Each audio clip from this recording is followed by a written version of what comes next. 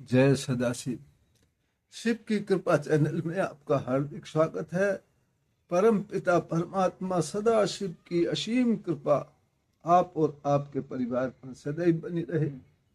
तो इसी प्रार्थना के साथ आज जानेंगे कि मनुष्य जीवन का सच क्या है। तो एक सेठ जी थे, ईश्वर का दिया हुआ, परम पिता का दिया हुआ, उनके पास सब कुछ था, लेकिन थे बड़े कंजूस। खर्च करना नहीं चाहते थे, न खाने में, न ओढ़ने में, न पहनने में, न किसी को देने में तो किसी को धेला ही नहीं देते थे। वैसे उनके पास सब कुछ था। एक दिन अचानक उनके मुनीम ने शाम के समय आकर उनको 1 लाख रुपए दिए। बोले, सेठ जी, आज अचानक से एक व्यापार में 1 लाख रुपए का मुनाफा हुआ है। सेठ जी बहुत खुश हुए और बहुत प्रसन्न थे, लेकिन सोए, लेकिन उनको नींद नहीं आई। अब नींद नहीं आई, रात भर झटपटाते रहे, नींद नहीं आई। नहीं, शरीर में किस प्रकार की बेचैनी। जल्दी ही उठ गए, 3 बजे उठ गए। तो 3 बजे उठ करके उन्होंने सोचा कि गार्डन में, अपने गार्डन में टहल लूं। गार्डन में टहलने के लिए निकल पड़े। चप्पल पहने हुए थे, हल्के कपड़े पहने हुए थे। गार्डन में घूमते घूमते 4 बज गए, लेकिन फिर भी उनको शांति नहीं, उनके शरीर में शांति नहीं आई। उन्होंने सोचा थोड़ा सा सड़क पर टहल लूं, तो सड़क पर टहलने के लिए निकल गए। सड़क पर चलते चलते चलते चलते उनको एक पत्थर दिखाई दिया। सड़क के किनारे पर और पत्थर पर बैठ गए। चप्पल निकाल कर पैर पे पैर रख करके बैठ गए। अचानक एक कुत्ता दौड़ करके आया और शेर जी की एक चप्पल उठाकर भागने लगा। अब शेर जी ने देखा कि एक चप्पल लेकर भाग गया, एक चप्पल बेकार है। शेर जी दूसरी चप्पल उठा करके कुत्ते के पीछे दौड़ने लगे। दौड़ते दौड़ते दौड़ते दौड़ते थोड़ी दूर जाकर एक झोपड़ी के पास कुत्ते ने चप्पल रख दी और भाग गया। शेर जी झोपड़ी के पास पहुंचे और जैसे उन्होंने चप्पल उठाई, उन्होंने देखा कि झोपड़ी में से किसी के रोने की आवाज आ रही है। महिला ईश्वर से विलाप करती हुई कह रही है, प्रभु तू ही सब कुछ है, परम पिता परमात्मा, मेरे बच्चे की जान बचा ली।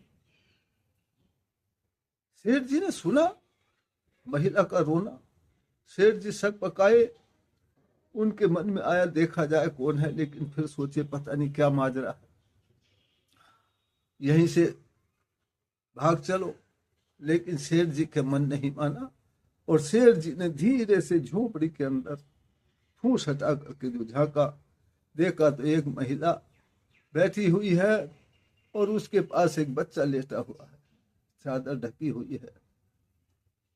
शेठ जी ने हिम्मत करके महिला से पूछा, बहन इस तरह क्यों रो रही हो?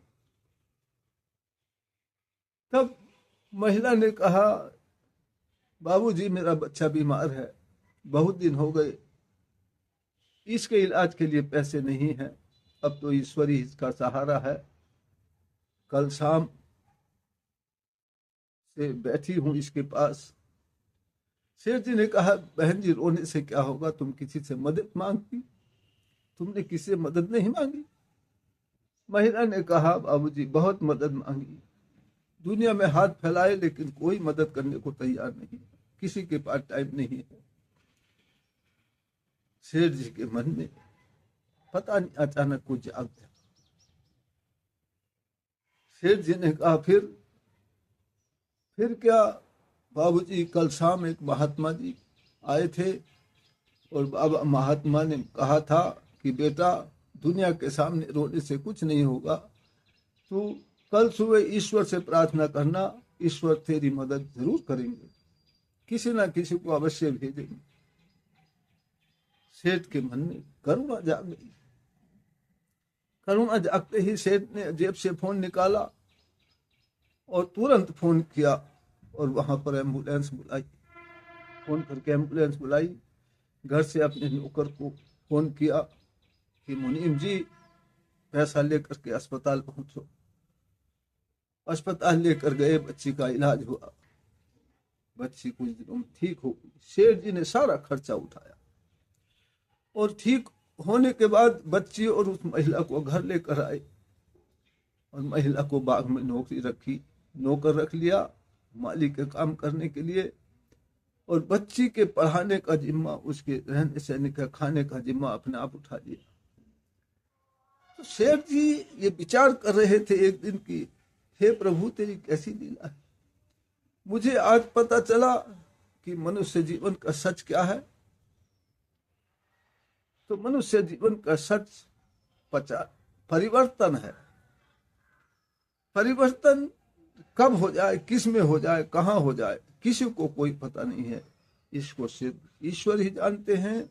ईश्वर ने मनुष्य का जीवन दिया है, वो इसको कब यूज करे, कब इसमें परिवर्तन करे, कब इसको क्या बनाए, उसी के हाथ में है।